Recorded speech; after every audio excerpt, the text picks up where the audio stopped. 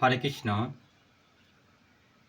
আমি এখনকার বর্তমান সমাজে অনেক সময় দেখেছি যে কিছু কীর্তনিয়া কীর্তন করতে এসেছে, সেখানে সব উলমাত্রা সুরে একবারে সেই এমনভাবে সব কীর্তন হয়, আর সেখানকার সব ভক্তগণরা, মা বাবারা, ভাই বোনেরা, পুরুষ নারী, মানে কি বলবো, সব উলমাত্রা হয়ে মানে এত মোহিত হয় যে স্ত্রী পুরুষ কোলাকুলি করে আলিঙ্গন করে। যে এই যে আলিঙ্গন করা আমি অনেক সময় দেখেছি যে তারা উন্মাত্রা হয়ে আলিঙ্গন করছে। এই আলিঙ্গন করা অত্যন্ত ভয়ানক বা অত্যন্ত ভয়ঙ্কর পরিস্থিতি সৃষ্টি করতে পারে।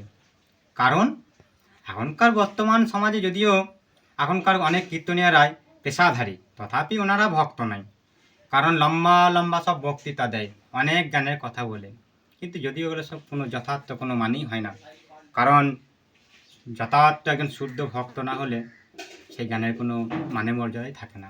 তো এখন ইউটিউবে সোশ্যাল মিডিয়াতে ইনকাম করার জন্য অনেক বক্তা এসে গেছে, কিন্তু তাদের জ্ঞান আমরা শুনে দেখি যে তারা যথার্থ কোনো জ্ঞানই নয়, আর জ্ঞানেও নয়, আর ভক্তও নয়। তো সেই সমস্ত কীর্তনীয়দের কীর্তন শুনে এখনকার কিছু বর্তমান সমাজে নারী পুরুষরা বারে সেই কি বলবো, আসরে একবারে পুরুষ কোনো নারীকে দেখছে আলিঙ্গন করছে, কোনো পুরুষ নারীকে, আবার কোনো নারী পুরুষকে আলিঙ্গন করছে। কি কুমারী, কি যৌবন, কি বিবাহ, কি অবিবাহ, কোনো এই নেই আমরা দেখেছি। কিন্তু এটা অত্যন্ত ভয়ঙ্কর।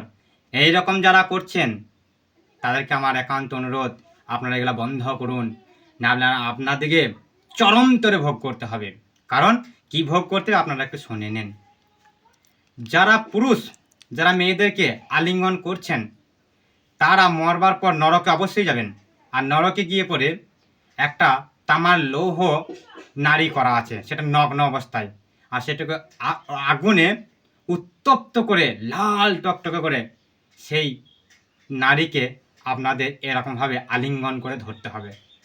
আর যে নারীরা পুরুষকে আলিঙ্গন করছেন সেই নারীরা একটা লাল ওই তামার একটা নগ্ন অবস্থায় পুরুষ দাঁড়িয়ে আছে, এরকমভাবে সে পুরে লাল টকটকে হয়ে গেছে, সেই নারীকে ওই পুরুষকে আলিঙ্গন করতে হবে।